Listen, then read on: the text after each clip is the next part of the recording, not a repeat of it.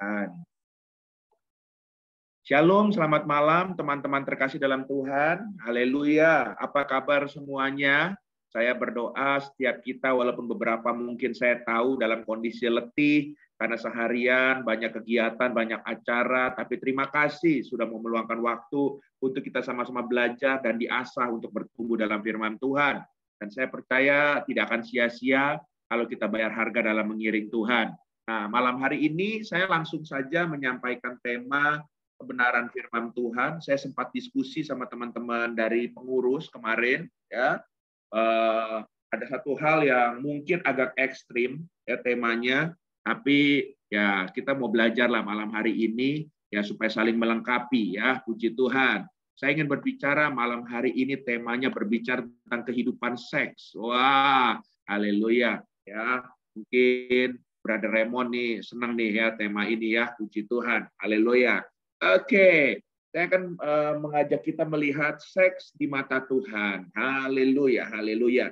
Sebab kalau kita tahu teman-teman terkasih dalam Tuhan, bahwa banyak orang melihat kalau bicara soal seks itu sesuatu yang tabu, ya. Bahkan gereja-gereja jarang sekali ya berbicara tentang kehidupan seks. Padahal kalau kita tahu bahwa banyak umat Tuhan, bahkan juga hamba Tuhan, kemungkinan jatuh di dalam dosa yang satu ini, dosa seks. Oleh sebab itu, sebetulnya apa sih sebetulnya ya tentang kehidupan seks ini? Dan kita harus tahu bahwa kalau kita belajar tentang seks ini bukan dimulai dari kita yang sudah tua saja, tapi dari usia-usia anak-anak kita juga. Dan kalau kita melihat daripada apa yang di kondisi yang dihadapi oleh anak-anak kita, yang sekarang saya percaya beberapa teman-teman anaknya sudah remaja, ya, ada hal-hal yang memang perlu kita waspadai kan, ya. Nah, yang pertama itu kalau kita sudah punya anak remaja itu yang dihadapi itu tentunya teknologi yang sedang berkembang pesat, ya. Anak-anak kita bisa kecanduan gadget, bisa kecanduan games, dan ini saya rasa sangat berbahaya ya teman-teman ya. Dan ini adalah kondisi orang tua yang saat ini punya anak-anak remaja ya. Oleh sebab itu kita harus waspada. Lalu hal yang kedua, kondisi yang dihadapi oleh anak-anak remaja kita, apa itu budaya kekerasan? Sebab di mana-mana mengajarkan ya atau melihat film, tontonan dan lain sebagainya itu tentang kekerasan. Buat hal-hal kekerasan itu biasa ya. Jadi hati-hati ya kalau anak kita terus kita nggak bisa jadi penyeimbang, nggak bisa menjelaskan ke mereka, mereka juga bisa jadi orang-orang yang keras ya dalam karakter dan dalam tingkah laku mereka. Kalau teman-teman melihat kemarin di sosial media ada satu orang ditegur baik-baik, mobilnya belum sempat keserempet, tapi dia marah, dia turun saudara, dan orang yang menegurnya itu pengen dipukul, bahkan sudah dipukul pakai stick golf, akhirnya ditangkap polisi dia gitu ya. Nah ini saudara yang dipertontonkan hari-hari ini tentang budaya kekerasan, premanisme, wah ini bahaya ya. Lalu hal yang ketiga, kondisi yang dihadapi anak-anak remaja kita hari-hari ini adalah mereka banyak melihat kondisi keluarga, khususnya keluarga yang terpisah-pisah. Bapaknya di mana, mamanya di mana, ya, atau juga mungkin divorce. Wah, saudara, ya, nah ini yang harus kita pikirkan, ya, jangan kita berpikir antara saya dan kamu saja dalam berumah tangga, tapi pikirin kalau kita sudah punya anak. Ya, jangan kita berpikir, udah ini yang terbaik buat kita berdua, daripada kita ribut terus, udah kita divorce aja, kita pisah aja. Tapi tahukah dampaknya kepada anak-anak yang lahir daripada keluarga yang broken home, yang hidup orang tuanya terpisah-pisah. Ini ternyata ya survei membuktikan membawa juga pengaruh yang ekstra yang harus dihadapi oleh anak-anak ini, ya. Haleluya. Dan hal yang keempat, kalau kita melihat daripada apa yang menjadi poin ini adalah ya kondisi yang dihadapi anak remaja saat ini adalah nilai moral dan religius yang semakin menurun atau bahkan memudar. Ya, kalau zaman kita sekolah dulu, kita masih ada pelajaran-pelajaran tentang moral, ya, kebangsaan ada PMP, ya kan. Kalau misalkan buat ini ada, saya lupa namanya P apa tuh, P3 apa ya, bukan P3K lah ya, P apa itu ya. Pokoknya yang buat moral dan ditambah lagi orang tua banyak mendidik kita tentang nilai-nilai religius. Tapi hari-hari ini karena kesibukan orang tua banyak yang nggak terlalu pentingin itu, yang mereka pentingin uang, sehingga mereka sendiri nggak mengejar pertumbuhan secara religius. Oleh sebab itu anak-anaknya juga nggak mungkin bertumbuh secara religius, dan ini justru salah satu yang membuat kondisi anak-anak remaja kita rentan dalam menghadapi tantangan ke depannya, dan ini berbahaya. Nah, yang terakhir yang saya catat, ya, yang juga berbahaya anak-anak remaja kita dihadapi saat ini adalah dibesarkan oleh media dan iklan yang memuja seksualitas. Dan ini ada bukunya, ya, ini bicara dari Gary dan Carrie Oliver, ini sudah berbicara soal ini, ya. Jadi teman-teman, kita nggak usah bilang dulu anak-anak kita masuk kepada pornografi, suka nonton film blue film, nggak usah lah. Tapi dengan dia melihat media dan iklan dari Instagram, dari Facebook, dari apapun juga hari-hari ini sudah sangat-sangat, ya kan, membawa mereka kepada arus seksualitas, ya, dari gaya-gaya pakaian dan lain sebagainya, ya kan, juga tampilan-tampilan yang mungkin seusia dia sebelumnya belum pantas itu, tapi mau nggak mau, karena sosial media sudah terbuka hari ini dengan media dan iklan, itu menyuguhkan seperti itu, akhirnya terekam dalam kehidupan mereka. Nah, dari kelima hal ini, saya ingin membahas yang kelima tadi ini, ya. Nah, oleh sebab itu sebetulnya, ya, nggak heran kalau anak-anak remaja itu masih muda-muda itu jatuh dalam dosa. Nah, coba kita lihat dulu teman-teman terkasih dalam Tuhan, ya. Nah, ini ya, seorang yang bernama Jim Byrne, ya, dalam bukunya yang ditulis dengan judul The World on Sex, Drugs, and Rock and Roll, ya, menyatakan bahwa di situ ditulis suka atau tidak suka. Kenyataannya hari-hari ini remaja dan pemuda saat ini dibombardir hal-hal tentang seks. Ya, ini nggak bisa dipungkiri teman-teman, ya. Haleluya. Dan studi, ya, yang dipelajari dari jurnal-jurnal yang ada, data itu menunjukkan yang pertama, rata-rata remaja 16 tahun sudah berpikir seks setiap 20 detik. Bayangin teman-teman, ya, udah pikiran kotor, anak 16 tahun, 20 detik sekali, ya, dia sudah mikirin soal kehidupan seks, ya. Dan waktu tahun 1993, rata-rata remaja menonton 14.000 berita soal seksual dalam TV. Ya, ini berita-berita yang cenderung seksualitas, entah itu kekerasan seksualitas, pelecehan seksualitas, dan lain sebagainya. Dari tahun 1993 itu sudah tersaji di media-media yang ada. Bahkan waktu saya melihat salah satu data daripada negara Amerika, ya, di Amerika beberapa survei yang lalu dalam jurnal yang ada itu ditulis bahwa usia 11 tahun rata-rata anak-anak di sana itu sudah menonton film porno. Wah, saudara, ya, beda, saudara terkasih dalam Tuhan, ya. Saya harus akuin sih, kalau di Jakarta dulu angkatan kita anak-anak yang nakal, ya, seperti saya nakal, Raymond nakal, mungkin juga waktu itu usia-usia itu sudah juga nonton gitu, ya. Harus jujur juga kan. Tapi kalau ini yang baik-baik pun nonton teman-teman, ya, usia 11 tahun. Dan usia 15 tahun, mereka itu kalau orang bule itu kan bodinya bongsor, ya. Makanya nggak heran mereka umur 15 tahun sudah juga melakukan hubungan seksual seperti suami istri dengan sesama temannya. Wah, ini berbahaya, ya. Nah, oleh sebab itu supaya generasi di bawah kita diselamatkan harus dimulai daripada kita dulu, yang para orang tua. Nah, seringkali kita juga nggak mengerti tentang hubungan seks itu apa. Nah, ini kita mau belajar ya teman-teman. Haleluya. Ya. Nah, oleh sebab itu saya akan tampilkan slide berikutnya. Nah, apakah hubungan seks itu? Nah, ini yang harus kita cermati, ya. Yang pertama, hubungan seks itu adalah hubungan yang hanya boleh dilakukan oleh sepasang kekasih. Tapi jangan stop sampai di sini. Kekasih yang seperti apa? Yang sudah sah dalam ikatan pernikahan. Ya, jadi hubungan seks itu boleh dilakukan itu hubungan yang dilakukan setelah dalam ikatan pernikahan, ya. Lalu yang kedua, hubungan seks adalah hubungan suami istri yang kudus. Nanti kita akan belajar pelan-pelan kenapa sih nomor 1 dan nomor 2 ini dijelaskan seperti ini, kenapa harus kudus gitu kan. Haleluya. Ya, sedangkan ini kan kita ngerti bahwa kalau seks itu lebih cenderung ke kedagingan. Apa harus kudus-kudus? Sedangkan ini juga masalah kedagingan kita, gitu kan? Nanti kita akan jelaskan, ya. Nah, yang ketiga, kita harus tahu bahwa hubungan seks itu sebetulnya adalah anugerah dari Tuhan untuk, perhatikan baik-baik garis bawah, untuk ini. Untuk siapa? Setiap pasangan yang sudah menikah. Ya, jadi ya seks itu bukan untuk semua orang. Untuk mereka yang sudah menikah dan khususnya sudah diberkati di dalam Tuhan, itu jadi anugerah. Haleluya. Ya.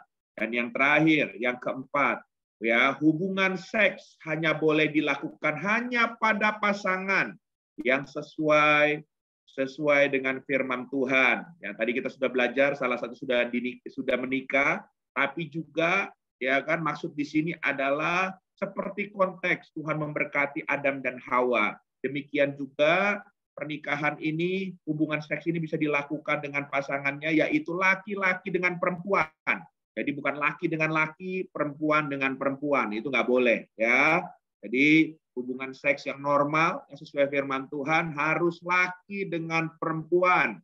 Haleluya, haleluya. Tuhan nggak pernah menciptakan Adam and Steve, ya. Tuhan menciptakannya Adam and Eve, ya, Adam dan Hawa, haleluya, ya, atau Adam dan Inul, gitu ya, haleluya. Ya, istilahnya laki dengan perempuan itu sudah pasti, dan itu harga mati, ya. Oke, haleluya, haleluya. Dan kalau teman-teman melakukan prinsip-prinsip ini dalam rumah tangga kita, pasti rumah tangga akan berbahagia. Dan saudara harus tahu, kalau kita melakukan itu, maka yang akan kita nikmati seks adalah, ya, yang pertama, apalagi kita suami istri nih, ya. Jadi jangan malu-malu ya, karena kita sudah dewasa semua, ini bukan tabu. Yang pertama, seks itu akan menjadi rekreasi buat kita, baik kita yang jadi suami maupun kita yang jadi istri. Haleluya, haleluya. Jadi rekreasi. Ya, saya seringkali mengkonseling pasangan yang mereka berantem, bertengkar. Tapi setelah itu mereka langsung berhubungan seks. Dan setelah itu cair suasananya, teman-teman. Ya kan? Kenapa? Karena waktu berhubungan ada rekreasi yang mereka menikmati bersama-sama. Haleluya. Ya, jadi yang tensi-tensi tinggi, rajin-rajinlah rekreasi seks tapi dengan pasangannya. Haleluya ya. Oke, puji Tuhan. Lalu hal yang kedua, seks itu adalah kreasi. Makanya kalau di film Blue Film ya, itu iblis curi itu ya, supaya kita itu kesannya itu ada gaya A, gaya B, gaya C, gaya D gitu. Saya pernah ketemu dengan seorang dokter yang dia bilang sama saya, dia bilang begini, "Pak Pendeta, latar belakang saya baik-baik. Jadi saya sebagai pakar psikologi, karena saya ahli di sini, pakar seksualitas, dia dokter seksualitas, tapi dia bilang begini, karena latar belakang saya baik-baik, saya nggak terlalu tertarik dengan hal-hal Blue Film dan lain sebagainya. Dari saya dulu masih muda, dia bilang. Tapi waktu saya masuk rumah tangga, saya bisa kok melakukan. Karena kreasi itu adalah sesuatu yang ditaruhkan Tuhan. Dan kita bisa menikmati dengan pasangan kita. Ya, jadi kita bisa melakukannya mungkin di sofa, di mana, itu enjoy berdua aja. Dan itu tanpa dituntun Blue Film pun bisa sebetulnya. Itu hikmat yang datang dari Tuhan untuk berdua dengan pasangan waktu komunikasi, waktu pergi kemana, menikmati, itu bisa terjadi loh teman-teman. Haleluya. Jadi jangan sekali-sekali kita meniru hal-hal gaya dan sebagainya, kreasi itu dari Blue Film. Itu kan buatan sutradara, tapi ambillah yang datang dari Tuhan. Tuhan pengennya apa sih yang kita bisa menikmati dengan pasangan kita berdua? Nah itu, ada kreasi, ya, sehingga kita berdua bisa menikmati. Dan hal yang ketiga yang kita harus tahu, seks itu adalah covenant. Nah, ini yang penting. Ya, adalah sebuah perjanjian kita dengan Tuhan waktu ketika kita terikat di dalam suatu hubungan kudus yang namanya pernikahan. Nah, makanya ya hal yang pertama, seks dalam rekreasi atau kreasi tanpa ada yang ketiga, covenant, itu namanya percabulan atau perjinahan. Tapi kalau rekreasi dan kreasi, ya kan ditambah hal yang ketiga, covenant, artinya dilakukan pasangan suami dan istri yang sah. Wah, ini akan menjadi, ya kan saudara terkasih dalam Tuhan, ibadah. Ini akan menjadi sesuatu yang menjadi berkat satu sama lain dan akan diberkati hubungan suami istri ini. Haleluya. Ya. Nah, sekarang dari penjelasan-penjelasan berikut ini saya akan tarik pada dasar kebenaran firman Tuhan apa yang saya jelaskan tadi. Dasar firman Tuhan ini di mana, bro? Mungkin beberapa teman-teman tanya. Oke. Kita masuklah dalam kebenaran firman Tuhan. Kejadian 1 ayat yang ke-26a. Haleluya. Ya, haleluya. Kejadian 1 ayat yang ke-26a dikatakan, berfirmanlah Allah, baiklah kita menjadikan manusia menurut apa? Gambar dan rupa kita. Jadi dari firman Tuhan ini jelas, waktu manusia pertama diciptakan, manusia belum jatuh dalam dosa. Ya, konsep penciptaan manusia itu diciptakan segambar serupa dengan Tuhan. Dan saudara harus tahu bahwa gambaran Tuhan itu salah satunya dia adalah kudus adanya. Makanya manusia diciptakan pertama kali konsep Tuhan, kalaupun dia harus berhubungan seks, itu harus kudus adanya.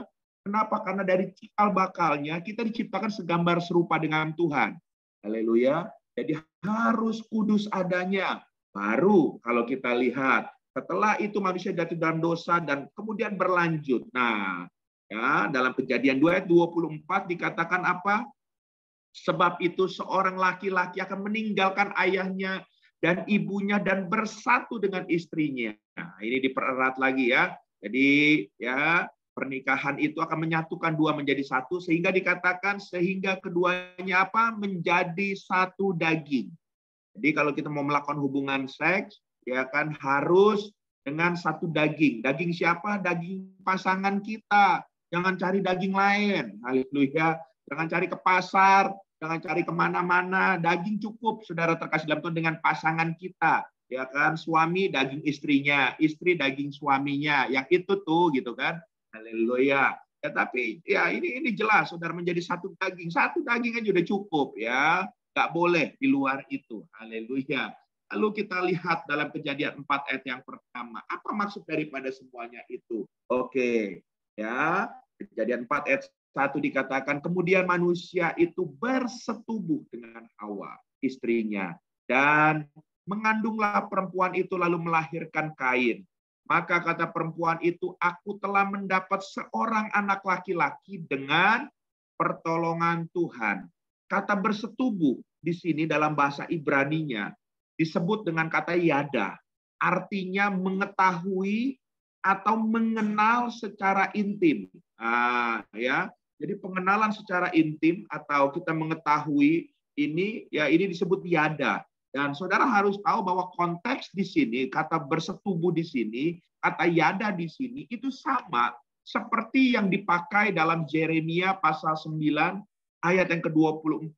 Di situ dikatakan, tetapi siapa yang mau bermegah, baiklah bermegah karena yang berikut, bahwa ia memahami dan mengenal aku. Kata mengenal di sini yada, ya, bahwa akulah Tuhan yang menunjukkan kasih setia, keadilan dan kebenaran di bumi. Sungguh semuanya itu kusukai, demikianlah firman Tuhan. Jadi sebenarnya hubungan suami istri itu harus seperti hubungan manusia dengan Allah yang dilakukan itu secara intim. Nah, makanya Tuhan menciptakan pernikahan itu bagi pasangan suami istri itu harus seperti kita berhubungan dengan Tuhan, harus kudus adanya. Haleluya, ya. Dan kalau saudara mau diperjelas lagi dalam kebenaran firman Tuhan, ada 2 ayat di sini sebetulnya, ya. Saya akan bacakan satu-satu, ya. Di dalam Ibrani 13 ayat yang keempat, hendaklah kamu semua penuh hormat terhadap perkawinan. Jadi orang yang suka berzina, orang yang suka selingkuh, itu sudah tidak menghormati pernikahannya lagi. Dan dikatakan apa? Janganlah kamu mencemarkan tempat tidur. Sebab orang-orang sundal dan penjina akan dihakimi Tuhan. Jangan kita lihat, istri saya nggak ngerti ini Pak. Suami saya juga nggak tahu Pak. Ya ini kan cuma sekali-sekali doang Pak. Saudara, ya, satu hari saudara akan mengalami meja penghakiman Tuhan. Hati-hati loh. Tuhan tahu. Dan saudara, waktu sekali saudara melakukan itu, saudara sudah masuk kategori, Alkitab bilang, bukan Novit Firman yang bilang, tapi kita sudah masuk kategori orang-orang sundal, atau dikatakan orang-orang penjina. Wah, ini bahaya saudara ya. Jadi kita sudah dikasih stempel di hadapan Tuhan ya. Nah, dalam Efesus 5 ayat 31-32, makanya dibilang, sebab itu laki-laki akan meninggalkan ayahnya dan ibunya dan bersatu dengan istrinya sehingga keduanya itu menjadi satu daging. Rahasia ini besar, ayat 32-nya saudara lihat. Tetapi yang aku maksudkan ialah hubungan Kristus dengan jemaat. Jadi ini gambaran sebetulnya pernikahan itu harus digambarkan seperti hubungan kita dengan Tuhan. Makanya inti dari semuanya ini, pernikahan itu atau hubungan seks itu harus dilakukan secara kudus. Ini nggak bisa ditawar-menawar. Satu suami untuk satu istri. Satu istri untuk satu suami. Haleluya. Ya, nggak ada nikah siri, nggak ada tambah-tambahan di luar, nggak ada yang lain-lainnya. Ini harga mutlak. Haleluya. Nah, tujuan dari pernikahan itu ada beberapa hal. Saudara harus lihat. Dengan adanya pernikahan, Tuhan menghendaki adanya unity atau kesatuan. Makanya semakin saudara melakukan hubungan seks, suami istri, saudara melakukan dengan enjoy, ya dengan foreplay yang baik, ngobrol dulu, romantis dulu, saudara akan saling mengenal satu sama lain, ya akan semakin sehati, sejiwa, sepikir di dalam hubungan seks yang saudara lakukan. Kalau saudara lakukan dengan cara yang benar, adanya unity, haleluya. Lalu hal yang kedua, tujuan seks dalam sebuah pernikahan itu adalah procreation atau memiliki keturunan, haleluya. Ya, jadi seks yang benar itu ya dengan pasangan kita jangan takut kalau Tuhan akan memberkati keturunan. Itu adalah berkat yang datang dari Tuhan dan memang itu tujuan seks, Tuhan menciptakannya. Haleluya. Ya, dan hal yang ketiga ya tadi saya sudah bahas di awal. Seperti yang firman Tuhan katakan sebetulnya ya tujuan seks dalam pernikahan itu untuk saling memberikan kenikmatan atau pleasure satu sama lain. Ya, istri memberikan kenikmatan kepada suami, suami juga memberikan kenikmatan kepada istri. Makanya dalam hubungan seks nggak boleh egois. Ya harus diskusi mana yang pasangan kita suka, mana yang dia nggak suka. Kita nggak boleh paksain. Karena dalam berhubungan seks itu bukan cuma buat kepentingan diri kita sendiri, tapi sama seperti kita membangun hubungan dengan Tuhan, harus dua arah. Dan pasangan kita juga harus kita pastikan bahwa dia akan mengalami hal-hal yang luar biasa dengan hubungan tersebut. Kenikmatan, kebahagiaan, sukacita. Wah, surga akan menjadi bagian dalam hubungan seks tersebut. Haleluya. Lalu hal yang keempat, teman-teman, ya. Hal yang keempat, tujuan seks itu akan merasakan yang namanya perlindungan atau protection. Seorang istri akan merasa dilindungi waktu dia dihampiri oleh suaminya, berhubungan dengan suaminya. Ya, dia akan merasa dilindungi, dia akan merasa diperlukan, dia akan merasa dibutuhkan. Haleluya. Ya, dan seorang suami, saudara terkasih dalam Tuhan, waktu dia melakukan hubungan seks, ya, dia juga saudara terkasih dalam Tuhan, perasaannya sebagai suami, dia akan merasa dihargai, ya. Jadi akan mengalami hal-hal yang disebut protection itu ada dalam kedua belah pihak. Makanya kalau hubungan suami istri ini sehat, dilakukan dengan benar dan waktu-waktu yang benar, tepat, karena mereka nggak akan jajan ke tempat lain. Karena mereka merasa kalau dia dengan orang lain, mereka mungkin akan dilecehkan. Dianggapnya perempuan nggak benar, dianggapnya laki-laki nggak benar, dianggapnya om senang, tante girang. Tapi dengan pasangan sendiri ada protection secara mentalnya mereka, secara psikisnya mereka. Haleluya. Dan hal yang kelima, saya ulang sekali lagi, tujuan seks dalam pernikahan bagi Tuhan adalah menggambarkan keintiman yang dirindukan Tuhan dalam hubungan dengan umatnya. Nah, sekarang ada dua hal yang saya ingin bagikan. Ini jebakan iblis tentang dosa seksual. Banyak orang jatuh di sini. Saudara harus waspada ya. Haleluya. Hal yang pertama, ya ini untuk pria dulu. Ya, untuk pria. Untuk pria itu dari 2 Samuel 1 ayat 2 Samuel 11 ayat 1 sampai 2. Dikatakan pada pergantian tahun pada waktu raja-raja biasanya maju berperang, maka Daud menyuruh Yoab maju beserta orang-orangnya dan seluruh orang Israel mereka memusnahkan Bani Amon dan mengepung kota Rabah. Tentang Daud tinggal sendiri ya di Yerusalem. Kali peristiwa pada waktu petang ketika Daud bangun dari tempat pembaringannya lalu berjalan-jalan di atas sotoh istana, tampak kepadanya dari atas sotoh itu seorang perempuan sedang mandi. Perempuan itu sangat elok rupanya. Siapa dia? Betsheba. Dan akhirnya singkat cerita, ya karena harusnya Daud bekerja, ada di medan pertempuran atau ngurus kerajaan, tapi dia santai, dia cuti, dia tidur-tiduran, nggak jelas, tanpa rencana, akhirnya aneh-aneh pikirannya. Ngelihat perempuan langsung aja mau ditidurin. Haleluya. Jadi jebakan iblis, hati-hati. Jangan sampai saudara punya waktu senggang tanpa rencana. Dan itu akan menimbulkan perjinahan atau perselingkuhan dari pikiran kita. Ya, mungkin teman-teman bilang, ya itu mungkin laki-laki, kalau kita perempuan enggak. Nanti dulu ya. Coba kita lihat supaya adil. Ya, saya sudah mau selesai kok. Ya, Kejadian pasal 39 ayat yang ke-7. Dikatakan, selang beberapa waktu istri tuannya memandang Yusuf dengan birahi. Lalu katanya, marilah tidur dengan aku. Siapa dia? Ini cerita tante Potifar. Ya, Potifar tergoda dengan kegantengan dari Yusuf. Dan dia menggoda Yusuf. Dan kita harus lihat wanita ini nggak ada kerja. Ya kan? Dia istri daripada pejabat tinggi di negara tersebut, ya bahkan boleh katakan raja di negara tersebut. Dan karena dia nggak ada kerja yang jelas, ya dia cuma kerjaannya santai, apa pikirannya aneh-aneh. Dan yang dia pikirin cuma seks, seks, dan seks. Dia ngelihat ada ajudannya yang ganteng, masih muda, langsung dia kepengen. Haleluya. Ya, jadi makanya, saudara, kalau kita masih muda punya potensi, ya jangan biarkan pikiran kita ya ke aneh-aneh cuma karena kita nganggur. Ya, usahakan kita semua punya kegiatan yang positif. Entah kita olahraga, entah kita bekerja, entah kita melayani Tuhan. Supaya pikiran kita nggak jatuh di situ dan kita masuk dalam hal yang pertama tadi. Masuk dalam jebakan iblis. Sehingga kita masuk dalam dosa seksual. Haleluya. Hal yang kedua, teman-teman. Ya, ini cukup panjang. Tapi teman-teman nanti boleh baca kisahnya. Ini tentang kisah Amnon dan Tamar. Ya, ini kalau kita lihat dalam 2 Samuel 13, ayat 1 sampai 39. Amnon ya dikomporin istilahnya. Memang dia mengingini Tamar ya, tapi Tamar ini adalah adik sebetulnya dari lain mama ya. Jadi sebenarnya masih saudara tiri. Dia tergoda, dia nggak berani karena dia adik Absalom Tamar.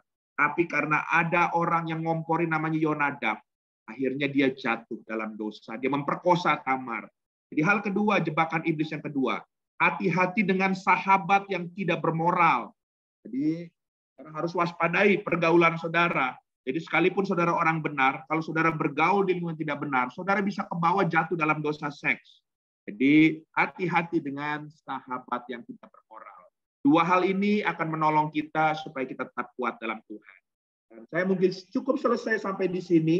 Saya berharap setiap kita tetap kuat dan jangan ada satupun yang jatuh dalam dosa seksual, supaya rumah tangga kita juga menjadi rumah yang diberkati. Cukup dengan suami kita, cukup dengan istri kita. Kalau hari ini kita sendiri, biarlah kita minta kekuatan dari Tuhan, karena Tuhanlah pasangan kita. Mari kita berdoa.